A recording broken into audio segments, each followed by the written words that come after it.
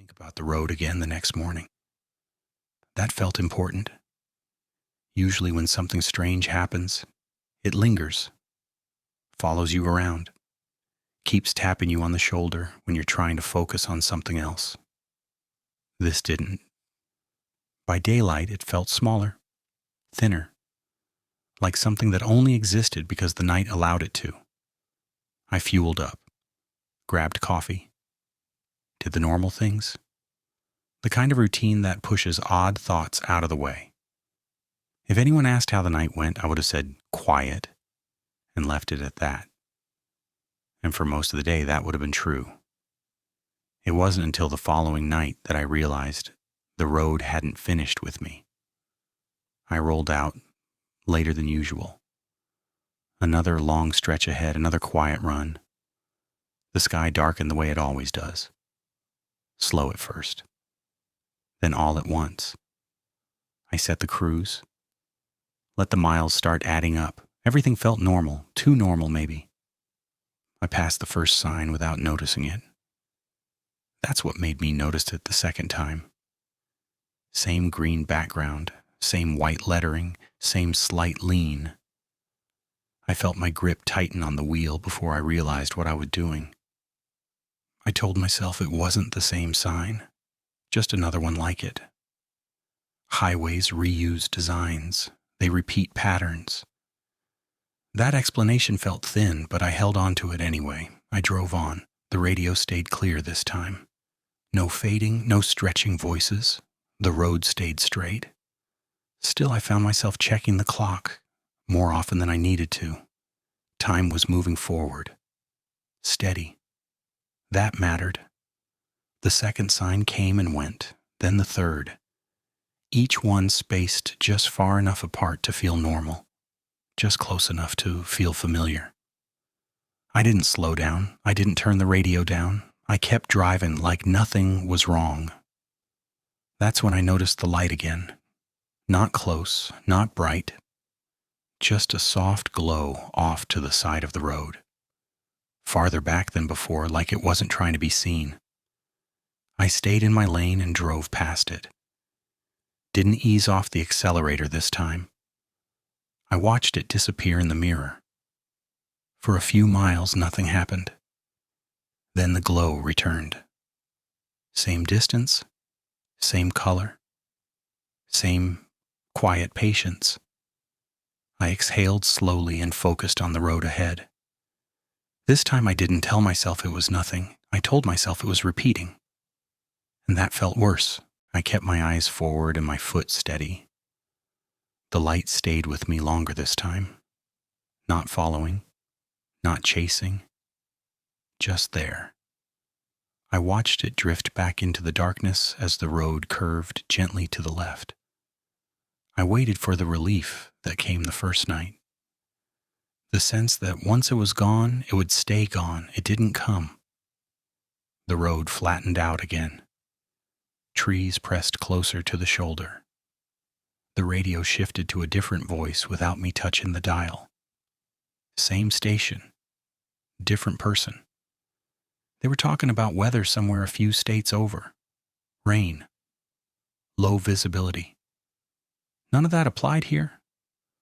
I turned the volume down slightly. I didn't know why. I just didn't want the road to feel crowded. A mile marker passed. Then another. I checked the numbers. They made sense. That helped, but not much. I told myself I wouldn't stop this time. Whatever the road wanted, it wasn't getting that from me again. I'd drive it straight through.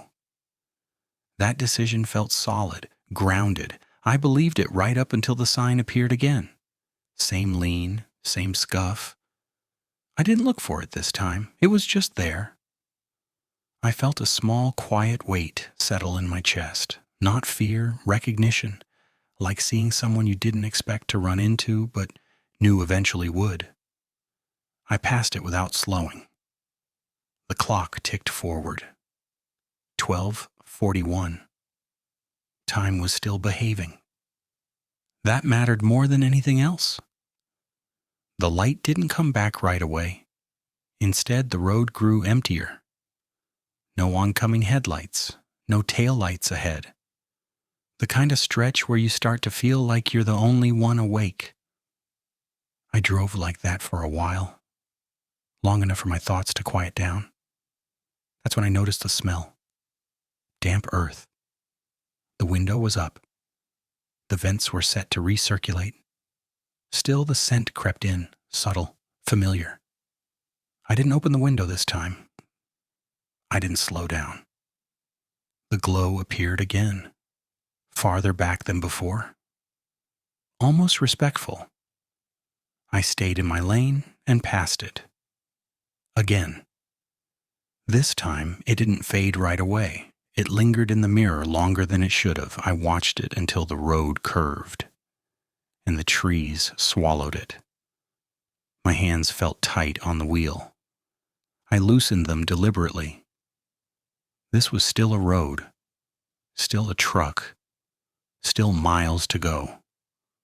I reminded myself of that. I also reminded myself of something else. The first night I had been alone with it. Tonight I didn't feel alone at all. I drove another 10 miles without seeing the light. That should have been enough to calm me down. It wasn't.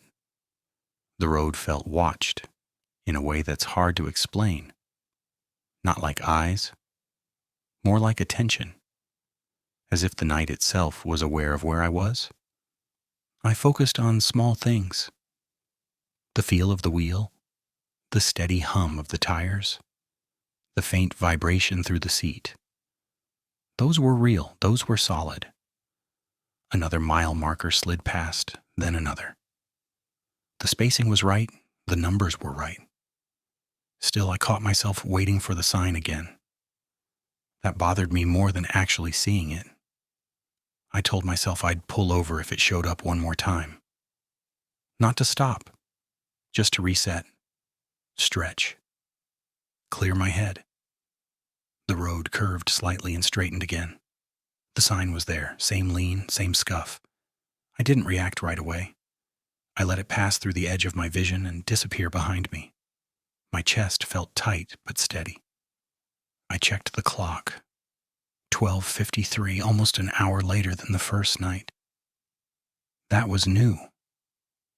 The light appeared shortly after. Closer this time, not right on the shoulder. But not as far back either. I could see the glow through gaps in the trees, It wasn't steady anymore, not flickering, not moving, just slightly uneven, like light seen through old glass. I felt the urge to slow down rise up again. Not curiosity this time, expectation. I stayed in my lane and kept going. The glow held pace with me longer than before. Not matching my speed, just refusing to fall away. I passed it. Then I passed it again. The second time, I didn't need to look to know it was there. I could feel it. That was when I realized something else. The road signs weren't just repeating, they were lining up. Each one appeared just far enough apart to feel intentional. Not random, like markers. I didn't know for what. I checked the clock again. 1:02. Time was still moving forward, but it felt thinner, stretched, like it could tear if I pulled on it too hard. The radio crackled softly and shifted to static for half a second before clearing again. No voice changed this time. Just a brief hiss. I didn't touch the dial. I didn't want to draw attention to myself. That thought stopped me cold. I had never thought that way about a road before. I rolled on another few miles until I saw the lights ahead. A truck stop. Real this time. Bright. Wide. Busy enough to feel solid. I felt my shoulders loosen as I took the exit. The pavement changed under the tires. The noise shifted. That helped. I pulled into a spot near the back and shut the truck down. The sudden quiet felt different here. Safer. I sat for a moment before climbing out.